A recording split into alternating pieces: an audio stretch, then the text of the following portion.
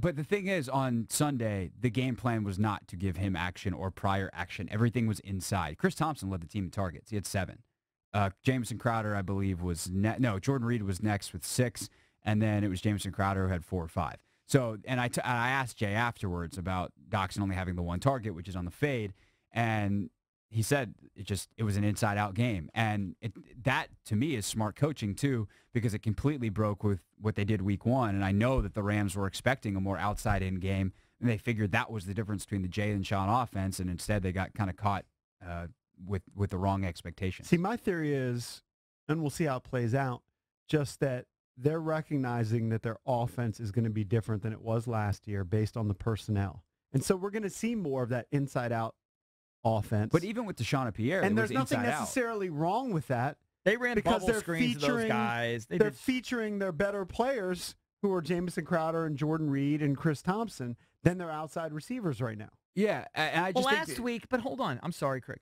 Last week they targeted Terrell 11 times. Yeah, and he dropped some and he ended with 6 for 66. My point is, it's going to evolve. He's going to drop. By the way, also, as I said, and I'm stand by this, Kirk's not going to have 7 300-yard games. You want to bet that?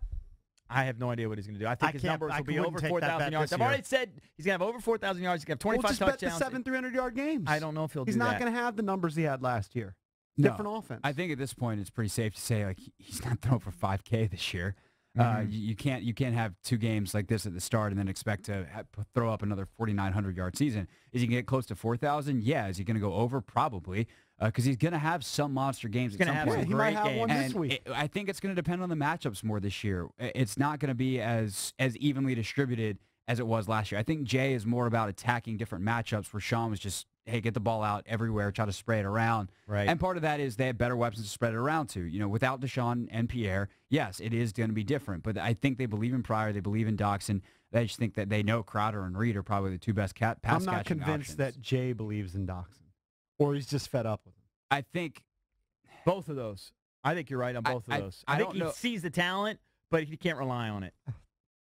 Yeah. You just can't channel it onto the field. It's hard because I think he knows what Doxson's capable of, and he wants to give him a chance because he realizes that if he does blossom, that this offense changes. His offense is way better. But at the same time, he's not going to a game a guy that he doesn't know is going to Right, it's big boy time. You got to win games while they're not messing around. Right. So let's talk about the fade quick. That's an example of not having enough practice time.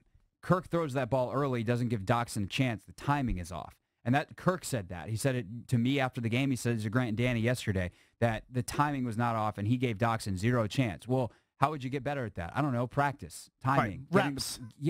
The idea of we've only practiced fades from the 2. Now how do we run it from the 7? Well, we'll see, and that kind of goes to, I think Kirk is just more comfortable with Ryan Grant. So of course Jay Gruden's going to be more comfortable with Ryan Grant. And sure, they know exactly where Ryan Grant is going to be at all times. And he's a fine player. As long as he doesn't slip and fall down.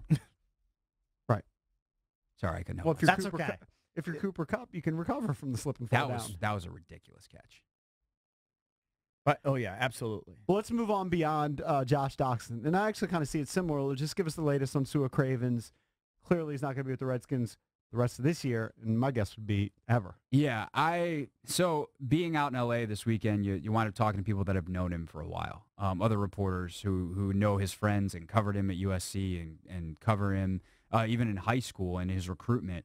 And a lot of the same stuff you heard about him here as a personality, as someone who is a little immature, I think it's safe to say, someone who just thinks differently.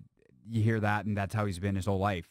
And then talking to people who have talked to the people around him, he just doesn't really want to be here. And whether that is doesn't want to play football, doesn't want to be in Washington, I don't know. It's not firsthand reporting, so I don't want to spread all this misinformation. But let's just say I was very, very surprised, and so were a lot of the other reporters that are on the beat about the Ian Rappaport thing on Sunday. And Mike Jones reported yesterday that it's false. And I tend to believe Mike Jones on that. That he was never coming back today, that there was no contact. Jake Gruden said on the record that there's been no contact between him and Sua, and that NFL media report had it. I don't believe that to be true. I believe Jay in this particular case. He's focused on winning football games. They don't have time to worry about getting Sua Cravens back when they don't even know what Sua Cravens is as a player. They, of course, want him to come back eventually if he's going to be good for them. If they don't like the idea that their second-round pick from last year is basically done forever, and that pick is gone. That resource was used on something that is not there. But at the same time, Sua getting his life in order is the most important thing. I do believe they genuinely wish him well in that regard. And if he wants to come back next year, they'll talk to him about it. And I think, honestly, it's the best thing for the Redskins, too, where if he wants to come back but not here, having some time away takes away some of the toxicity, and maybe they can trade him next year and get a decent asset as opposed to right now where it's like, oh, does this guy even want to play? Why would I want to trade for him?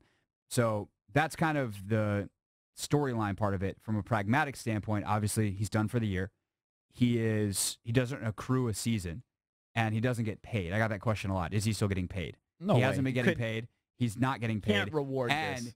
And it's not. I mean, it's not a choice. It's the rule. Right. And if he comes back next year, he's a second-year player in the second year of his contract. His contract stops right now and will pick back up if he decides to come back. back. If I'm another team, by the way, I have no interest whatsoever in trading any asset